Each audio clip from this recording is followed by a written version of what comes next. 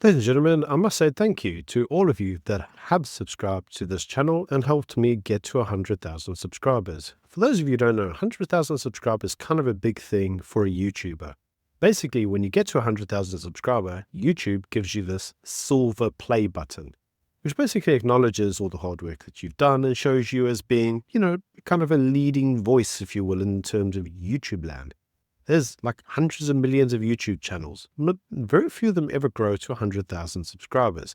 The next milestone is the gold play button, which is like at 1 million subscribers. And I've got to be honest, I'm not exactly sure that I'd ever get there because the audience in South Africa isn't really big enough to warrant a YouTube channel of like 1 million. For me to get that, I'd probably have to focus on international news, which really isn't my thing. I comment on the news in relation to how it impacts South Africa. The reason I do that is because I live in South Africa and I love my country. I want to encourage people to stay here, regardless of how bad the news is, and sometimes it's really bad. That being said, if you lived abroad and you read the news, you'd probably also think, oh, this place is terrible, like the news is awful, and in many instances it is. So at the end of the day, I comment on the country that I live in because I want people to be aware of what's going on in order so that they think to themselves, not that bad, yeah? Might as well stay and, fight for the country that we have. And I personally believe that we should fight for the country that we have.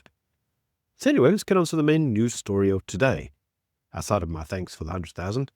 Right, so let's get on to it. So, there's actually already one news story that's actually worthwhile talking about. And yes, it's the US whole debacle, and yes, it's Trump and everything that's going on with that.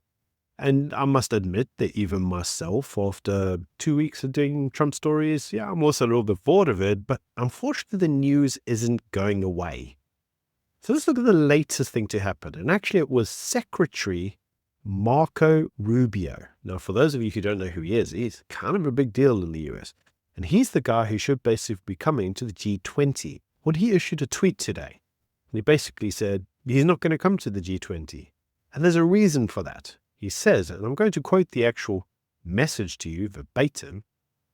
He says, South Africa is doing very bad things, expropriating private property, using G20 to promote solidarity, equality, and sustainability. And then he says, in other words, DEI and climate change.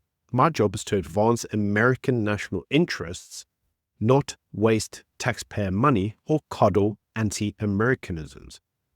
Now, that in itself is actually a very telling quote. I mean a very telling quote, because to a large degree, there's a lot of truth in that.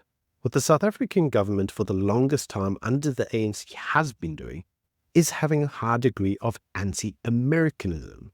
You can still see it in many of the political parties in the way that they approach America. America's evil, they're repressive, they're no white capitalists, they can monopoly capital, blah, blah, blah, some rubbish.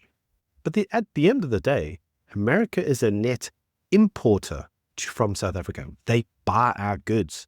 China is a net exporter to South Africa. In other words, they sell us cheap rubbish. So in terms of which of those two countries enrich each other, well, the United States enriches South Africa. China extracts from South Africa. Yes, it's very clear to say China actually has a bigger GDP with South Africa. But when you look at how much money goes from which country to which, we have more money outflowing from South Africa into China. And when it goes through to the US scenario, with more dollars flowing in South Africa. So arguably, America is actually a more important political party.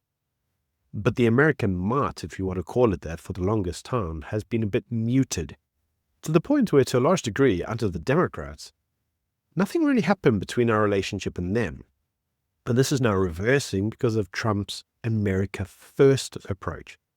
Now, that obviously meant that because there wasn't this engagement, they could do stupid things like renaming the street where the embassy's on to a pro-Palestinian terrorist because America likes Israel and they don't support Hamas. I mean, that's pretty dumb. Then there was the whole Lady R debacle where the Americans accused us of smuggling weapons. Now, yes, the ambassador at the time did go, okay, maybe I got it wrong. But when he actually left office, he said, I told you I got it wrong and I tried to calm the storm. I didn't get it wrong. I'm 100% sure they sold it. So he did go back on that. But either way, if you look at the way the president did it, the president got a report and he wouldn't release the report to the public. what's the old Nazi thing? Well, you've got nothing to hide. You shouldn't be keeping it hidden. Okay, yes, you could say it's state secrets and what. Yeah, you can make all those arguments, but it doesn't quash the allegation that South Africa sided with one of the parties that the United States is agonistic towards. And that's a reality. So when you look at it from those perspectives, you have to go, okay, I can get a point. They are antagonistic to the United States. Now, in response, Ronald Lamola basically came out. He's now the Minister of International Relations and Cooperation. So he's basically the guy in charge of the ambassadors, if you will. Anyway, he came out and said, they're going to engage the United States, but they're not going to do it with a begging bowl. This is basically echoing what Ramaphosa said, using the same lines. And he basically says that he is going to engage the President of the United States in order to fix the relationship, if you will. But there has to be a commitment, as he says, to equality of rights and equality of human dignity, he says. And obviously, he says South Africa champions non-racialism, non-sexism, and all of these things were placed in our constitution and the rule of the law. And so when we are doing these things that we're doing, it's all because of, constitution. This is the same idea what Ramaphosa said. We live in a constitutional democracy. The reason we have EWC is because they've got this whole idea of redressing the economy. And so he's got a political mandate and he's exercising on that mandate, whether it's right or wrong. You can let me know in the comment section below what you think of the legitimacy of the argument. In either case, they're basically saying that South Africa can't really go against the misconceptions and the misinformation that's been put out there, because some of it is twisting the ideals of the Constitution. And the constitutional ideals can't be overridden because we live in a society that champions all these lovely little things. But the problem is, ladies and gentlemen, as far as I'm concerned, the problem is that if you actually look at it, Trump is saying, as is Elon Musk saying, that there's certain policies being put in place against a certain ethnic minority. Now, we know what we mean. We basically mean the white minority in the country are basically having laws passed that impede their interests and they impede their ability to live a life unencumbered. And that's kind of true.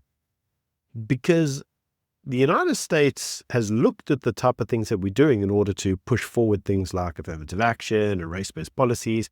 Donald Trump ran on a ticket of, I'm not going to have any of these. And we're sitting there going, I know how to make this all better.